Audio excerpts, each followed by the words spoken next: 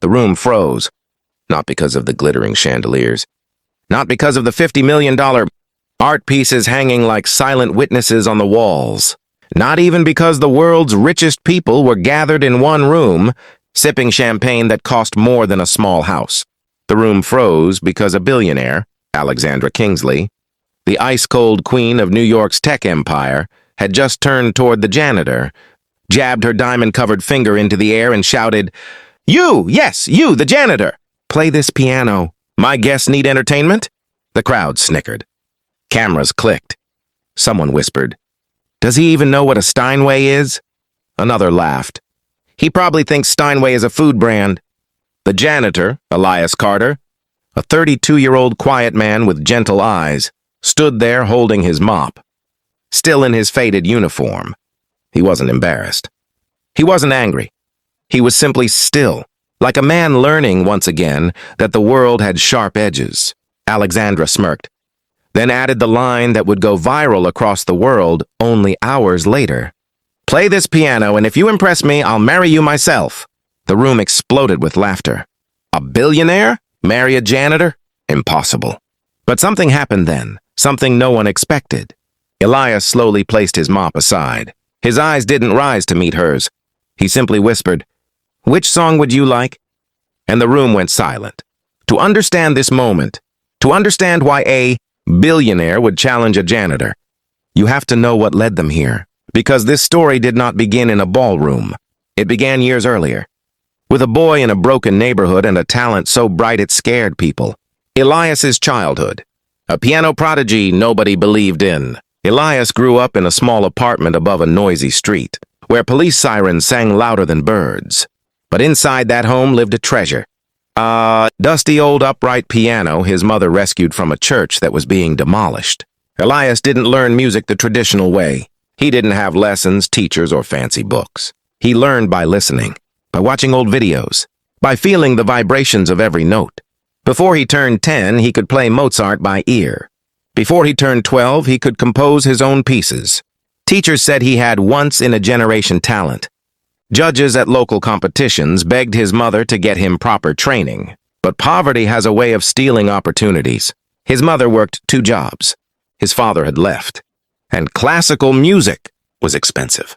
The dream slowly faded. The piano keys grew silent. Life had other plans. When Elias was 18, tragedy struck. His mother, his biggest supporter, passed away unexpectedly. College became impossible. Work became necessary. And survival became the only priority. He took the first job he could find. Janitor, not glamorous, not respected, but honest. He cleaned floors, scrubbed hallways, and emptied trash bins in buildings filled with people who never really saw him. But music? It never left. Every night after long shifts, he would sneak into old practice rooms, abandoned stages, or unused conference halls and play for himself. The world didn't know him. But the piano always did. The Kingsley fortune. Gala was the place where the rich came to be seen, where people with too much money bragged to others with even more, where artists performed not for applause, but because their careers depended on pleasing the wealthy. Alexandra Kingsley ruled this world. She was brilliant, powerful, and dangerously bored. Her parents were the founders of Kingsley Cybercorp, and she inherited not only their billions, but also their sense of superiority. Tonight she was hosting a fundraising gala for arts education, though most people knew it was more about publicity than charity. The mistake that set the stage. Earlier that day, Alexandra overheard 2 waiters whispering. "She's so rude," one muttered.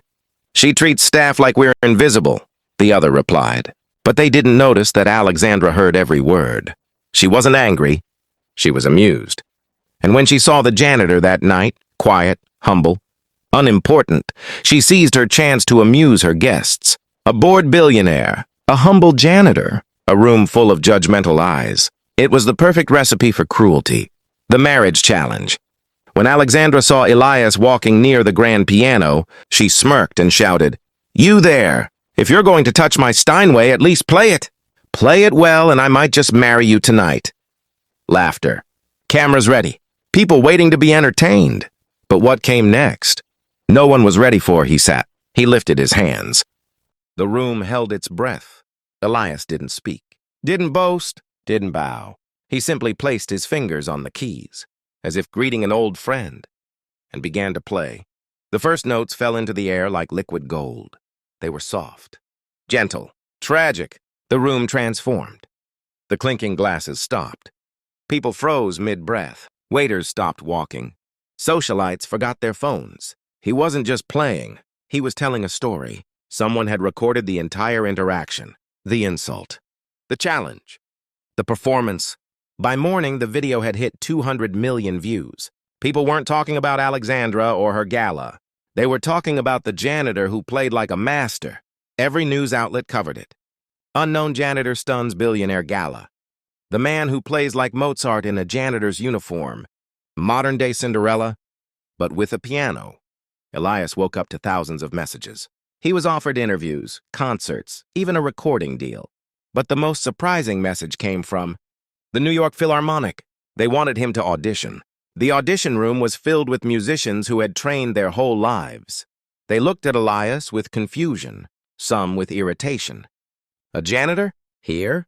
But when he played, he didn't just audition, he conquered. The judges didn't even deliberate. He was offered a full scholarship, training, and a contract on the spot. The hall was packed.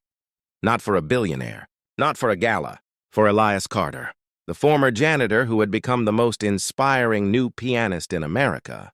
He walked toward the stage, not in a uniform, but in a black suit donated by the Philharmonic. The audience rose to their feet even before he touched the keys, and in the front row sat Alexandra Kingsley. No cameras, no boos, no mocking, just a woman who was learning humility one note at a time. The performance. Elias played a piece dedicated to his mother, a piece filled with everything he never said. Grief, love, loss, hope. The audience cried again. People reached for tissues. The hall was filled with music and emotion and gratitude. After the concert, Alexandra approached him backstage. No arrogance, no diamonds, no jokes. She simply said, "Thank you for proving that greatness can come from anywhere." Elias smiled politely. "I didn't play that night to impress you," he said softly. "I played because music is the only place I'm truly free." She nodded, humbled. "I know." And then she added almost shyly, "You never answered my question." "What question?" "The one from the gala. The marriage offer." He laughed, genuinely kindly. "You weren't serious." She swallowed. "I wasn't, but I should have been more respectful." Elias nodded. "Well, we can start with friendship." And that simple line was the beginning of something far more powerful than romance. It was the start of two entirely different worlds learning from each other. The legacy.